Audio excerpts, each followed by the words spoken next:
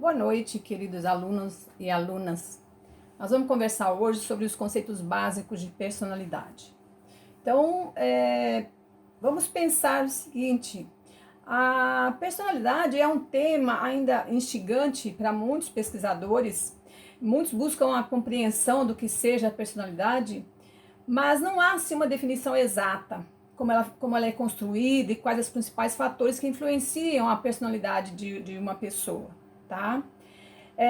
A palavra personalidade vem do latim persona, que significa máscara, que século XVIII, XVII, as pessoas, o teatro era muito vivenciado, e então para que houvesse um personagem, se usavam máscaras.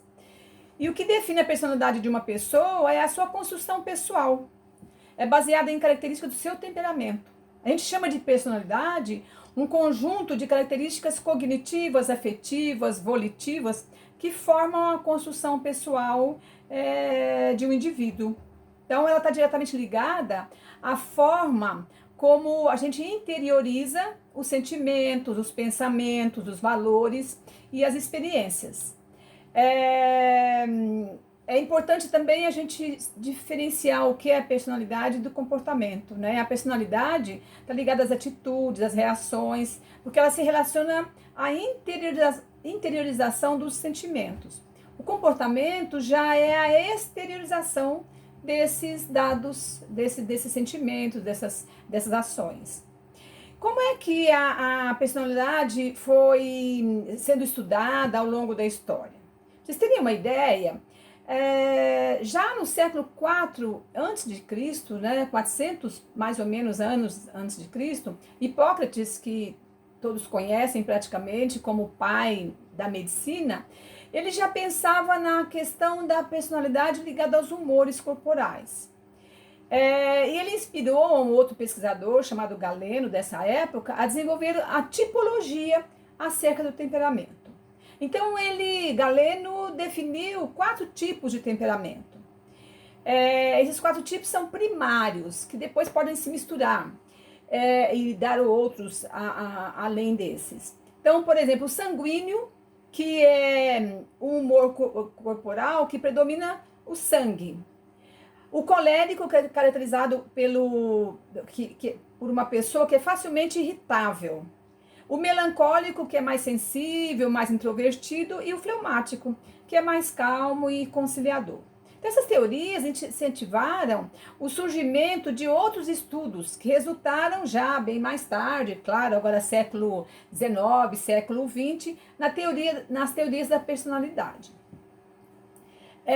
Então, hoje, psiquiatras, psicólogos estudam e trazem esses conhecimentos para conhecer, compreender um pouco os transtornos mentais.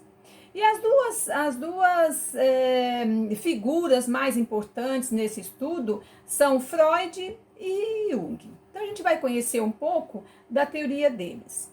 Então, a teoria de Freud, ele define a personalidade como um agregado, um conjunto, uma soma de 3 itens, né? O id, o ego e o superego. E ele percebe, Freud, que a personalidade ela é movida por forças internas da pessoa, do indivíduo. E Freud se liga muito às questões do prazer. Ele acha que todos os dados dessa personalidade está ligado às questões do prazer. Então, ele mostra assim que a criança é sempre motivado pelo prazer, e ele liga também aos impulsos sexuais agressivos. Então, ao fim de explicar a sua teoria, ele subdividiu essa estrutura da personalidade em 3 itens, como nós já dissemos: o id, o ego e o superego. O que seria o id? O id seria o sistema original da personalidade. É ligado às ações primárias mesmo, às pulsões inconscientes, à satisfação dos prazeres corporais. Ele coloca, por exemplo, a criança, quando nasce, ela precisa do prazer, que é estar confortável, estar em condições de alimentação e de sono adequadas. O ego já seria o lado racional da pessoa, que obedece aos princípios da realidade, controla os impulsos do id, tá? E o superego já seria o lado da personalidade responsável pelos valores sociais e morais. Então é o superego que dá a noção do que é certo e errado para o indivíduo. Depois nós temos a teoria da personalidade de Jung, chamado também Jungiana, que é relacionada ao pesquisador Jung. Para ele, a personalidade, que ele também chama de psique, é formada por sistemas isolados, que atuam de forma dinâmica uns sobre os outros. Então, ele foi psiquiatra, ele foi psicoterapeuta, ele era um estudioso da personalidade, e ele foi até discípulo de Freud. Depois ele se desligou de Freud porque alguns dados, principalmente esse ligado à questão da sexualidade em Freud, não era a visão de Jung. Ele concordava com Jung no que diz respeito à motivação da personalidade.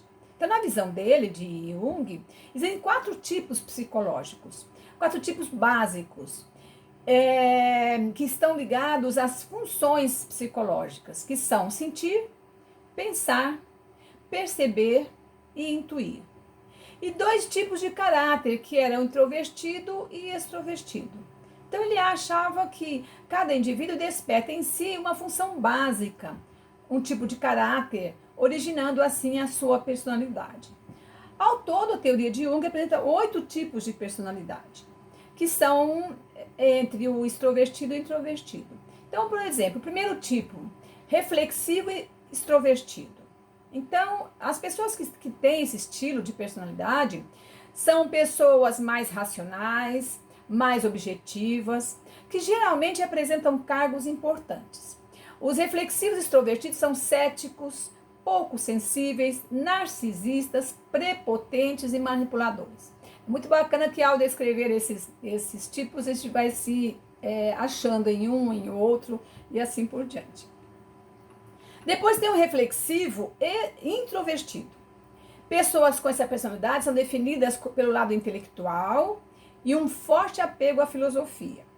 Embora sejam muito interessantes, possuem dificuldade de relacionamento e são bastante teimosas. Depois vem o terceiro tipo, que é o sentimental extrovertido.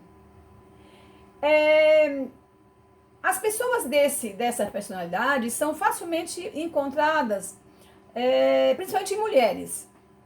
Então, são empáticos, compreensivos, possuem facilidade de comunicação e relacionamento. É forte, tem poder de sedução e persuasão, no entanto, tendem a sofrer mais com rejeições.